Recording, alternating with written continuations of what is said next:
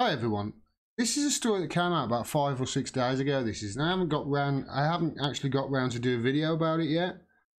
But honestly, in the history of bad ideas, this has got to be up there with the worst of them. It really has, because the Trump administration is pushing for a Saudi Arabia nuclear deal which could benefit company linked to Jared Kushner. Listen, the benefit company linked to Jared Kushner thing, honestly, that doesn't even come into my thinking. All right, if Trump's pushing for a deal, yeah, okay, somebody in his family is probably going to be benefiting. I don't know why they're even putting that line on there, because that should scare the shit out of everybody on the planet.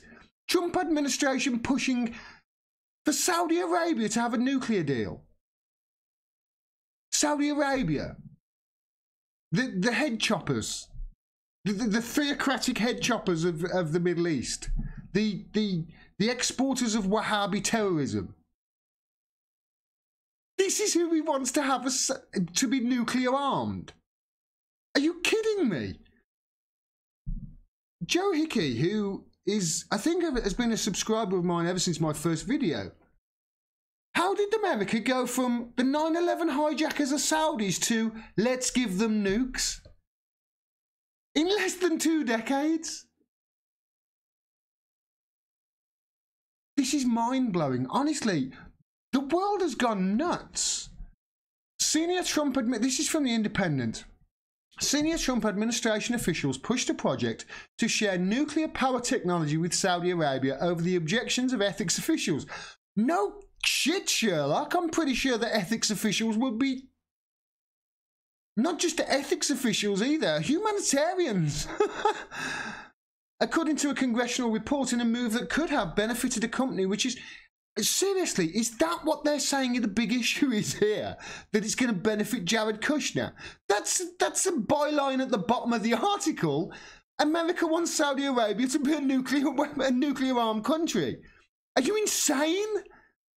Citing whistleblowers within the US government, a report by the Democrat-led House Oversight and Reform Committee alleges abnormal acts in the White House regarding the proposal to build dozens of nuclear reactors across the kingdom. Dozens of them. The committee on Tuesday opened an investigation into the allegations, which include concerns over whether White House officials in the early months of the Trump administration sought to work around national security procedures to push a Saudi deal that could have financially benefited close supporters of the US president.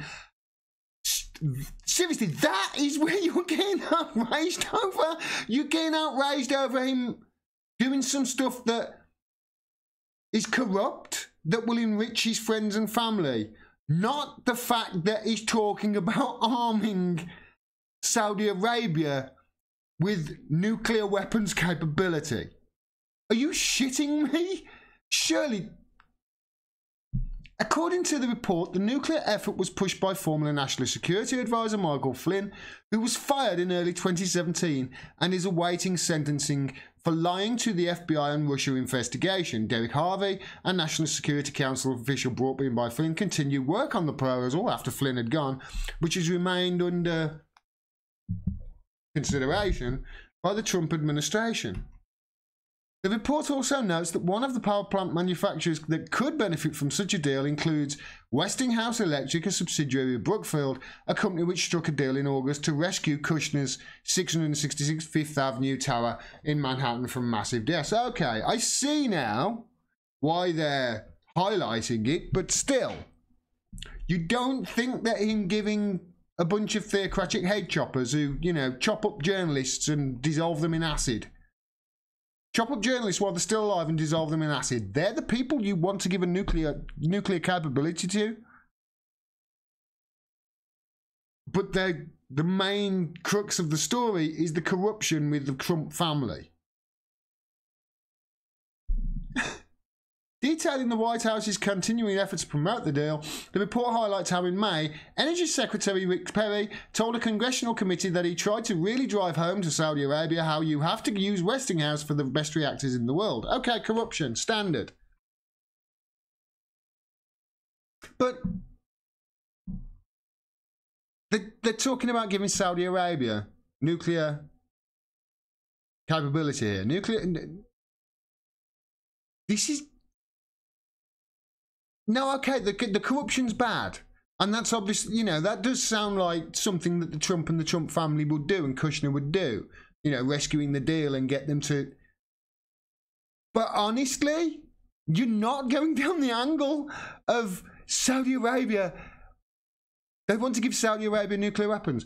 I mean, what could go wrong? If only America had, like, given a country, I don't know, in the Middle East that's a theocracy, and that are friendly with them, you know, a nuclear reactor. If only there was an instance of history of America doing that and it going drastically wrong and the country's falling out and there being, you know, another, I don't know, 52 years of... Wait, born in the USA, how America created Iran's nuclear program. I've covered this before. The Iranian nuclear program has deep roots. In fact, it is 4 years older than Obama. Not older than his presidency, older than Obama himself, says Ali Vass, an international crisis group senior analyst for Iran. Vass grew up in Iran, which means the nuclear program is a personal story for him. It started in 1957, he says, and ironically, it is a creation of the United States. Shock! The US provided Iran with its first research reactor, a nuclear reactor, provided it with a 5 megawatt nuclear reactor that is still functioning and still operational in Tehran today. The US built that nuclear reactor in 1967 and on the campus of Tehran University. It also provided Iran with fuel for that reactor, weapons-grade enriched uranium. I'm actually not sure whether it is still functioning and still operational in Tehran. It might be for power, because the weapons inspectors say that they were within the JCPOA, so it is still operational, I would assume, but working within the guidelines of the JCPOA. But they got it from America. You know, all they're talking about at the moment in the news, is, you know, what's happening and Trump is bad and the corruption, blah, blah, blah, blah, blah. Doesn't anybody have any sense of history here? Doesn't anybody highlight the obvious? That we're making the same mistakes over and over and over again and expecting different results? When you give theocratic dictatorships nuclear capability, guess what? When they fall out with you, inevitably, because they're theocratic dictatorships, when they fall out with you, they don't give that reactor back. Then they've got nuclear weapons. Then the world is a lot more unsafe than it was. Why aren't people highlighting the fact that, you know, for instance, with this coup in Venezuela, why are the media not highlighting the fact that, hold on a minute, we've done this over and over and over and over again and it's been disastrous. Maybe we should change. Of course they don't, because they're part of the problem. They're part of the problem. They are the problem. It's a big club and you ain't in it, as George Carlin used to say. I had to do a video about this. I had to. Just to highlight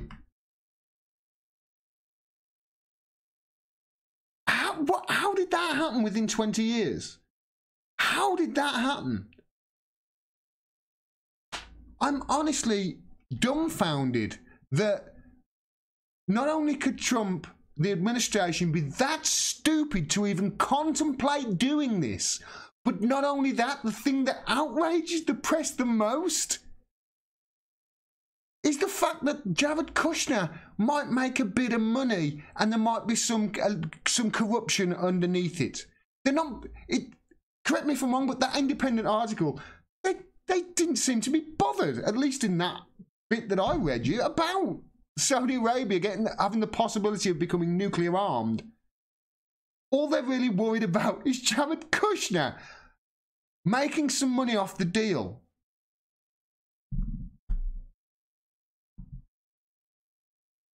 The media in this country, in the West, The corporate media, they've gone insane. Insane.